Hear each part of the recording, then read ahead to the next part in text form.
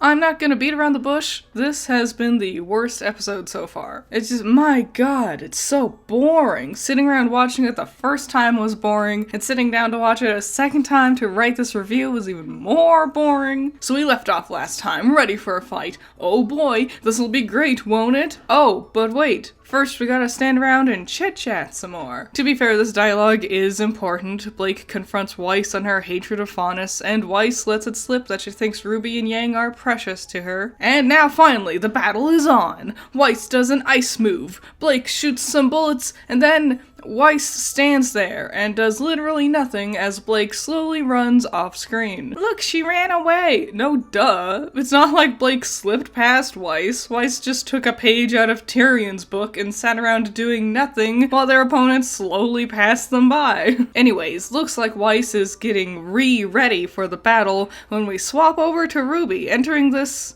Ouroboros dimension? I don't know, it happens a few times this episode where Ruby and the gang will just suddenly be somewhere totally wacky all of a sudden. Though I think it is cute, this whole structure is likely based off of that King Taijichu statue from within her mansion. Ruby suddenly is like, I don't think I've been a very good leader, and this literally comes out of nowhere. Like, I know she had that talk with Ozpin before, but since then, Ruby hasn't shown any sign of being concerned about being a good leader. If anything, she's consistently shown across the last few episodes that she's excelling as a leader with her strategy and her willingness to listen to her teammates. This feels kind of out of nowhere, and it definitely feels like they needed a reason for Yang to coddle Ruby for the conflict of this episode. Because after this, Yang keeps on overly praising Ruby for her accomplishments, seemingly to make her feel like she's being a good leader. Don't get me wrong, I like the idea of this conflict. Yang coddles Ruby, undermining how actually good of a job she's doing as a leader. It's just 6 episodes in isn't the greatest time to suddenly introduce the conflict, you know? Huge animation error. Oh my god, they got Sleepy Klein completely mixed up with Dopey Klein. It's obvious based on his eye color,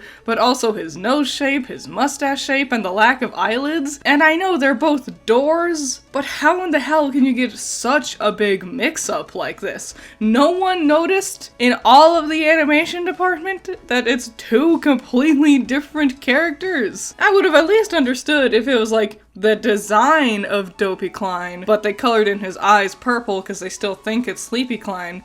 But no.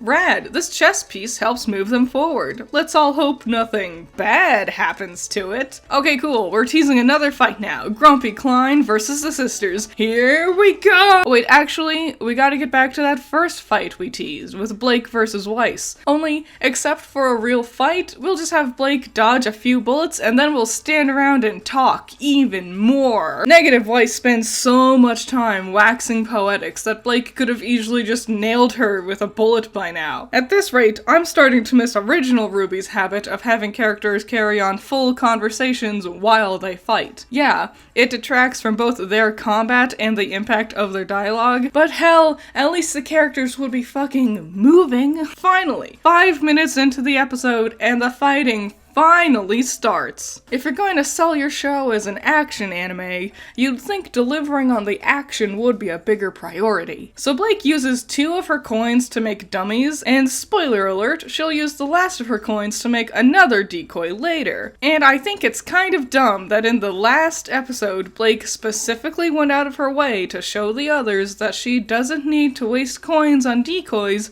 when her semblance already does that. But now, because we need to bullshit a reason for the girls to run out of their coins all of a sudden, Blake seems to forget what her semblance is anymore. Oh boy, I'm sure I'm glad I waited for over 5 minutes for the action to start, just for the action to be over after literally 23 seconds. Like seriously, this was what all that buildup was for? Weiss did 2 attacks and Blake ran away again? Well, at least we got to see Klein versus the sisters fight, even though this was also painfully short. The sisters beat Grumpy Klein after only 1 hit from each of them. At least the animation on them looked cool, and we didn't have to stop for another monologue. Oh, wowie kazowie, that chess piece sure is handy. Better hope nothing bad happens to it. I do really like how the Schnee logo looks all melted and fucked up. That's a nice touch. So, that's Weiss's dress. from Volume 4. Does that mean it's just an old dress she had lying around? You know, the more I think about it, there's a lot of references to things that get introduced in Volume 4. We spent so much time sitting around establishing things from the first volume, but now we're also constantly referencing things from Volume 4 on. Who is this show for? If it's meant for people who know about RWBY, why stop to show us Volume 1 again? And if it's for people who haven't seen RWBY or don't know much about it, why would you rely so heavily on things from a season that you didn't even show us in the first 3 episodes? I'll be honest, I've been a tad negative so far, but Yang is fucking adorable. She cracks me up in Ice Queendom. God, I missed being able to just love Yang this much. Give me the goofball, bubbly, fun-loving sweetheart over pouty Mick, always mad at everything around her. And don't give me that, oh, but she changed because of her arm and her trauma, blah, blah, blah. Yeah, she can change and be a more serious, more stern person, but did we have to lose every aspect of her personality that made her actually fun? Is this the trade-off you wanted? Take the character who's the most fun and energetic and sweet and just make them miserable all the time? Is that what you wanted? Is this better? Would it not be better to have a fusion of the two? Have her be more serious, but also still have her be fun? God, I just miss being able to love Yang this much. Weiss is here, and the girls do literally nothing except watch as she slowly walks up and jumps over them to defend the nightmare. Sure, why not? It's not like this is a dire situation that would require some urgency from the team. Oh no! Something happened to the chess piece?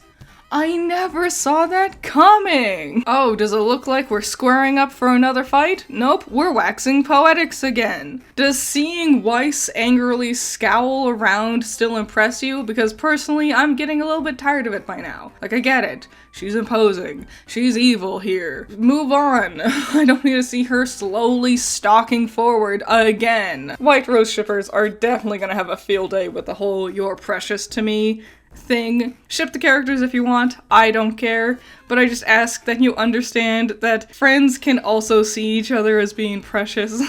Hell, Weiss also calls Yang precious to her, but no one is gonna give a crap about that. Sorry, Freezer Burn shippers, you're gonna get drowned out with White Rose, I know it. Again, I reiterate, ship the characters if you want, and if you think this is the perfect dialogue to help support your ship, I'm happy for you. As a fair game shipper, honestly, I get it. But please remember, just because you're happy to ship 2 characters together, that doesn't mean everyone else is going to agree with you necessarily. I just don't want any fights in my comment section. I don't ship White Rose. Not only do I ship White Knight way more, but I also think the value of friendship can be far more powerful than the value of romance, especially with characters like Weiss and RWBY, where I find their friendship much more endearing than the idea of them being romantically interested in each other. But also, topping it all off, I definitely nowadays 100% support the idea of RWBY being asexual. Just my opinions. I figured I'd throw them out there. So they used some 3D models here, and the 3D looks not great. It first was really noticeable with the vines, and that's fine. The vines would have been a pain in the ass to animate in 2D anyways, and gives off an ethereal, dreamlike vibe. But then RWBY and Yang here are also 3D. RWBY looks a bit better, but Yang's walk is a little weird. But now it's time for the real fight, and the 3D models just look janky. Especially Yang versus Weiss. You can just tell they're moving differently from the normal animation. They're more stilted. Blake was 3D earlier when she was dodging Weiss's bullets before, too. I understand why they would opt for this. It's faster, easier, and you don't have to worry about shading the characters this way. RWBY especially makes sense since Crescent Rose is probably a giant pain in the ass to animate with how huge and clunky it is. I don't know, I just keep thinking back to those first 3 episodes. Weiss versus the Armagygus, killing the Nevermore and the Deathstalker, hell, killing the Borbatusk in class. The show set up really high standards early on, and have yet to come anywhere close to those standards since. And I don't want to hear any of that, oh, you just want the show to be constant fights? No, but the show is advertised as an action anime. If I watch something that claims to be a comedy and it's not funny, it makes sense I'd be disappointed. If I watch a horror and it's not scary, I'd be disappointed. This claims to be action? and the action has left me really disappointed. Anyways, they're back out of the dream, and they learn that apparently this time all of their doors they left behind last time are gone, for some reason, whatever, contrivances, whatever. So it's back to square one, and they seem to only have one shot left. While Shion recovers their aura, Team RWBY's gotta strategize, but the girls split up in order to clear their heads. I'll be honest, it's cool seeing Yang actually talk to Penny. They literally never had a single conversation ever in the entirety of the original show. By comparison though, I think it's a bit disappointing Blake only talks to Sun again. Blake spends a lot of time with Sun, so I guess I just wish it was as unique as Yang and Penny, but I get it. My favorite part of the whole episode is probably RWBY talking to Juniper. Yang talking to Penny and Blake talking to Sun mostly felt like little mini life lessons, not too different from Ozpin's talk with RWBY and Port's talk with White. They don't feel like conversations so much as exposition. RWBY chatting with Juniper is different. We see all 5 of the kids' personalities on display. It's fun seeing them bounce thoughts and ideas off of each other. Man, it makes me just really wish Juniper could be in the show a lot more. Anyways, the 3 girls come back together and God, I just love Yang! She's so cute in this show. I miss you. I miss you so much. New plan of attack. Change Weiss's perceptions. Change her feelings towards Faunus, and bring Juniper. Oh my god, are my dreams coming true? Bring in Team Juniper. It'll be fun seeing all the friends bouncing their thoughts and personalities off each other. Juniper's fighting style would be fun to see. Oh boy, I can't wait. The episode ends and we got RWBY, Blake, Yang, and Jean, and... Wait a minute. RWBY, Blake, Yang, Jean... Nah... Why? Are you fucking kidding me? Special little snowflake Jean stealing the spotlight once again. Here comes Jean, and only Jean, the little boy wonder who's constantly has to be the real protagonist of the show. All the vastly more interesting and entertaining characters have to sit on the sidelines and watch as Jean once again waltzes his boring ass center stage to make it all about how fucking special he is. Why not all of Juniper? Why give them these cool outfits and have just Jean actually participate? Oh, but because the special little snowflake Jean already had a nightmare infect him, that makes him extra super special. The nightmare won't affect him this time around, and the probably will just completely ignore him so he can slip past everything. Wow, how fucking special. Oh, is there a downside? Yeah, mild symptoms similar to allergies.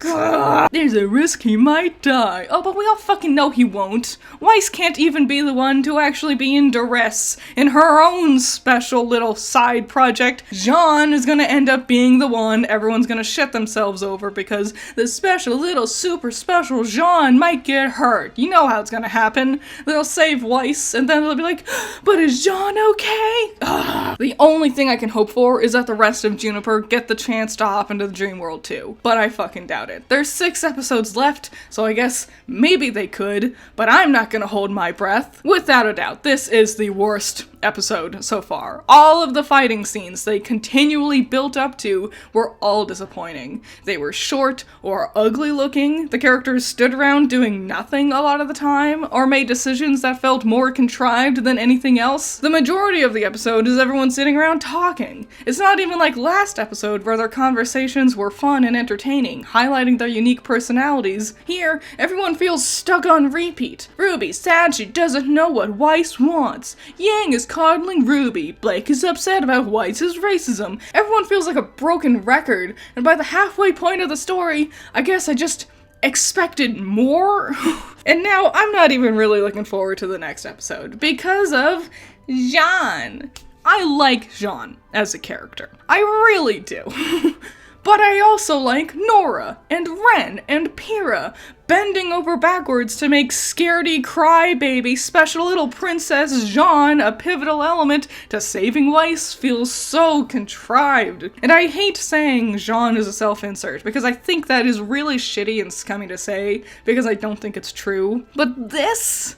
only Jean out of all of Juniper can join the adventure. Jean also just so happens to get special immunities to the nightmare. Jean is super special, but none of his teammates are allowed to participate. I'm just fucking disappointed. I hope it gets better, because I can't imagine how the show could possibly deliver a worse episode than this.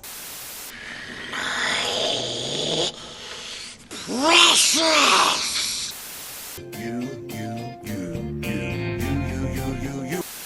So now I'm in deep trouble. I mean, one more jolt of this death ray, and I'm an epitaph. Somehow, I managed to find cover, and what does Baron von Ruthless do? He starts monologuing. He starts like this prepared speech about how feeble I am compared to him. I mean, the guy has me on a platter, and he won't shut up.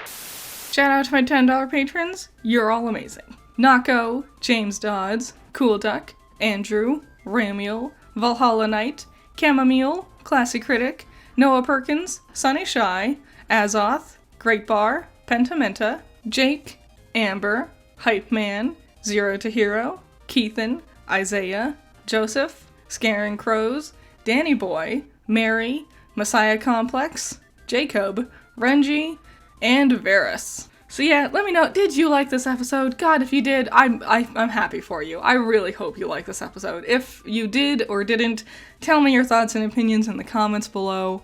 Do you think the rest of Juniper will participate? I really hope so. I mean, I really hope so. Yeah, any and all thoughts and opinions? Are you excited that John is gonna be in it so much? Does this make anybody happy? What do you think about my thoughts on Yang now versus then? Any and all thoughts and opinions about Ice Queendom or anything else I talked about today, leave them in the comments below, and I'll see you in the next one. Bye-bye.